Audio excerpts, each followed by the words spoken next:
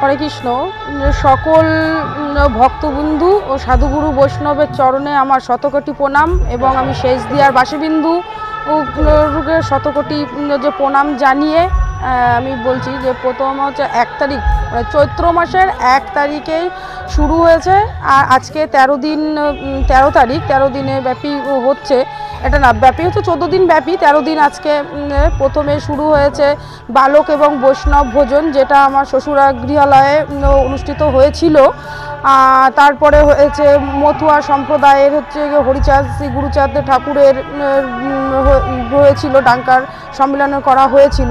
তারপরে বস্ত্রদান, ঝুমুর নাচ, বস্ত্রদান, শিক্ষা, যারা কৃতিত্ব ছাত্রছাত্রী তাদের সংবর্ধনা জানিয়ে এবং পঞ্চায়েতের সকল 2 পঞ্চায়েত দেবগ্রাম এবং মাঝের গ্রাম পঞ্চায়েতের সদস্যদের নিয়ে যে করা হয়েছে। সবথেকে ব্যক্তিগতভাবে বলা যায় যেটা যে গরিব যারা দুমুঠো অন্ন ঠিক করে এখনও পশ্চিমবাংলায় ঠিক করে মানুষ পায় না, সেটাই দুমুঠো তুলে দিতে পেরে মনে করব যে ধন্য মনে করব আমরা।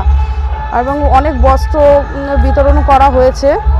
আজকে প্রথমে হয়েছে ঠাকুর আনতে যাওয়া হয়েছে, ওনাকে ভগবানকে নিয়ে আসা হয়েছে। ভগবানকে নিয়ে এসে এখন হচ্ছে লীলাকীর্তন। রাত 9:30 থেকে শুরু হবে অধিবাস, মহানাম যজ্ঞের অধিবাস হবে।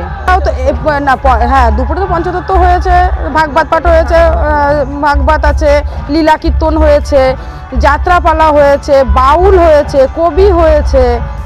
এগুলো ভীষণ আমাদের এলাকার যত মহিলা থেকে পুরুষ থেকে ছোট বাচ্চা কাচ্চা যত আছে সকলেই আগ্রহী, সকলেই এটাতে খুব আনন্দ উদযাপন উৎসাহও করে।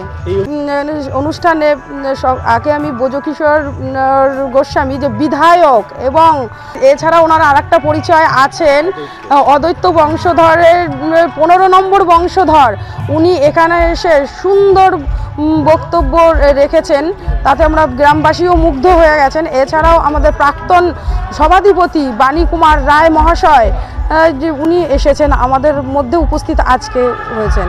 কেমন লাগছে এনাদের পেয়ে? আমি তো মনে করছি ভীষণ একটা আনন্দদায়ক, বা কি বলবো, ওনাদের গুরুদের আশীর্বাদ পেয়ে আমি ভীষণ গর্বিত মনে করছি। সুতপা মিধা মণ্ডল, স্বপন মণ্ডলের ওয়াইফ এবং মাঝে গ্রাম অঞ্চলের শেষদিয়ার সদস্যা। কৃষ্ণ হরে কৃষ্ণ।